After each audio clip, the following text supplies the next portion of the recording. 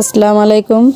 ইফতারের কাছাকাছি সময় আমি আজকে বেগুনি ভাজবো, মাংসের চপ ভাজবো, শুধু মাংস, এর ভিতরে আলু টালু কিছু দিব না। আর মিষ্টি কুমড়ার চাক ভাজবো। সব কিছুই বেসন দিয়ে ভাজবো। আমাকে বেগুনিগুলো ভেজে নিচ্ছি। মাংস একেবারে মশলা দিয়ে ভাজা ভাজা করে নিচ্ছি তেলের উপরে। সমস্ত বাটা মশলা দিয়ে মাংস রান্নার যে কয় পদের মশলা লাগে সব কিছু দিয়ে ভাজা ভাজা করে নিচ্ছি। খুব তাড়াতাড়ির জন্য দেখাইতে পারি নাই। এখন বেসনের ভিতর চপ দিয়ে ভেজে নিচ্ছি। আমার ছেলে মাংসের চপ খুব পছন্দ করে, এই জন্য।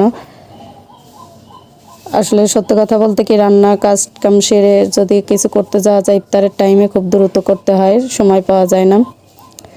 আর মাংস একটু বড় করি চপ খাওয়ার জন্য, বেসন দিয়ে আজকে একটু মিডিয়াম সাইজ করছি, কারণ বাসায় অনেক মানুষ আছে, সবাই মিলে একসাথে ইফতারি করব।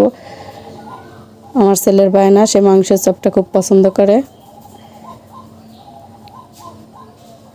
আমি এই মাংসের চপ খাওয়ার জন্য শুধু ফার্মের মুরগি কিনে নিয়ে আসি, মাঝে মাঝে আমার ছেলের বানিয়ে দেই।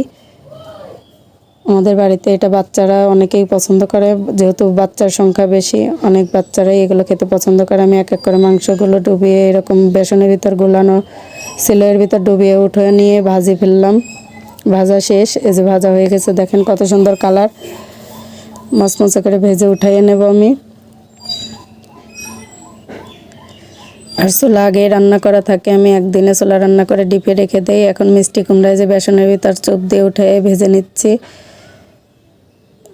আর যেহেতু বেসন একটু গামলায় লেগে থাকে, বাটিতে হোক আর গামলায় হোক নিলে লেগে থাকে, সেটা আমি আঙুল দিয়ে মুছে ওর কুমড়োর উপরে দিয়ে নিচ্ছি, যেখানে লাগে নাই। এভাবে দেখেন কুমড়োগুলোও ভেজে নিব একের পর এক।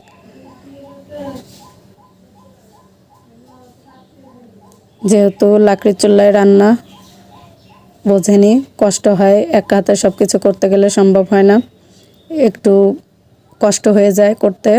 তারপরও চেষ্টা করলাম আপনাদের দেখানোর জন্য। আর মিষ্টি কুমড়া এই চপটা আমার খুব ভালো লাগে খেতে, মিষ্টি মিষ্টি লাগে। আমি ডাউল রান্না করলেও এটা এরকম ভেজে খাই, আমার ভালো লাগে।